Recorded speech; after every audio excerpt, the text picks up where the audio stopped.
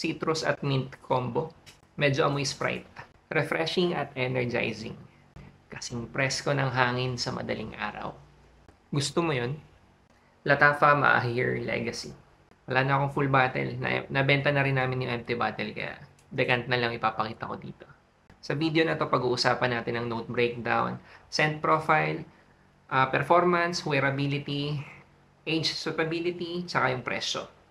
Alternative to Parfums de Marly, Sedley. I-discuss ko na rin yung difference nilang dalawa, kaya panoorin mo to hanggang dulo. Bago tayo magsimula, may gusto lang muna ako itanong. May specific amount ka ba or may specific limit ng budget ka ba sa pag-purchase ng Middle Eastern perfume, yung mga clones?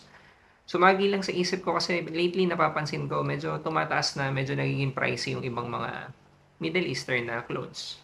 Paki-comment na lang, Brad. Ang top notes niya ay lime, mint, grapefruit, lavender, at pineapple. Middle notes, black pepper, juniper berry, rosemary, geranium, frankincense.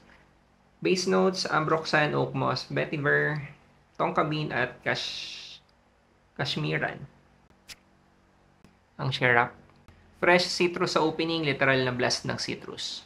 May sharpness siya pero ma-appreciate mo kasi may mint. So yung combo ng mint at citrus nandun. Dito mo makukuha yung amoy ng Sprite. Hindi 1:1 yung amoy ng Sprite pero yung vibe nandun. Parang Sprite ang presko at very uplifting. Medyo beast mode siya sa first few minutes pero unti-unti humihina yung projection. After 30 minutes or so, lalabas na yung spices tsaka yung herbal vibes. Herbaceous pagdating sa mid. Pagdating dito, fresh pa rin siya pero wala na yung intensity na meron dun sa opening. Yung opening niya parang ang bagets. Parang ang bagets nung vibe ng opening kumpara sa mid. Sa dry down, smooth, woody, nothing fancy, hindi na kasing exciting nung umpisa. Parang something familiar and easy to wear. Clean and pleasant. Yung buong scent profile niya umiikot sa pagiging malinis. Para sa akin, ang mapapansin talaga dito is yung opening niya. Kasi yung opening loud and sharp. Loud and sharp siya sa opening eh. Pwedeng love it or hate it kung depende kung pasok sa tolerance mo yung sharpness. Pero para sa akin, gusto ko yon, lalo na sa mainit, lalo na sa maaraw. Longevity niya sa akin nasa 8 hours. Depende sa lakad ko. Minsan less, minsan more.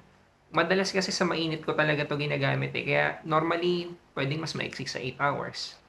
Yung projection niya malakas for the first few minutes. Tapos unti-unting hihina. Pero dahil ginagamit ko nga siya sa may init na setting, or mas madalas ko siyang gamitin sa mainit, ang tendency yung projection niya mas malakas more than usual. Yun lang ang epekto, umiksi yung longevity. At gaya ng sinabi ko kanina, pwedeng love it or hate it ito dahil dun sa intensity niya sa opening. Yung sillage naman is okay for a freshie. Hindi ganun ka monster or hindi siya monster talaga in terms of sillage pero nag-iiwan siya ng clean and fresh na scent trail. Pwede siya pang anytime, mas bagay siya for casual. Mas bagay talaga siya sa mainit na panahon or na setting.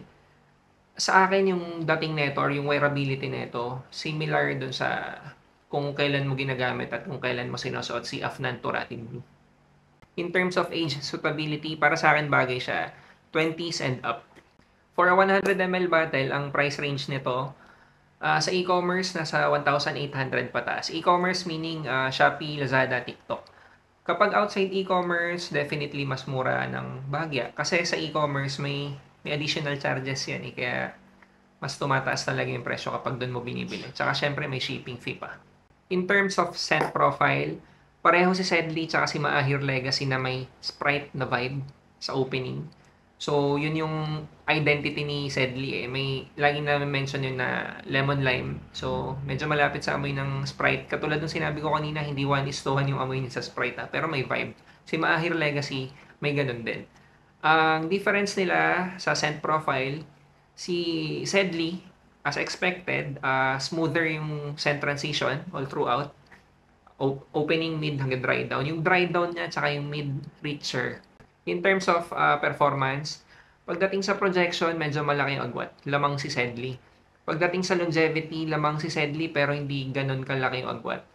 Pero overall, mas maganda yung performance ni Sedley. In terms of price, Latafa to eh. Parfums de Marly si Sedley. Ang laki ng price difference. Kung ito, sabihin na natin sige, 1,800. Si Sedley siguro 4 times, 5 times, or baka 6 times more expensive. So in terms of price, doon lang lalamang si Maahir Legacy. Kung naghahanap ka ng freshie na may minty vibe, pwede to. Kung madalas ka sa mainit na setting at gusto mo yung nakaka-refresh na scent, pwede to. Kung naghahanap ka ng good alternative for Parfums de Marly, Sedley, sa ngayon ito yung best option mo eh. So, pwede talaga to. Pero kung may alam kang ibang alternative or kung may alam kang better alternative sa Sedley kaysa dito, pakilagay sa comment section, Brad. 586 na yung subscriber, so ikaw hindi ka pa rin nakasubscribe, mag-subscribe ka na.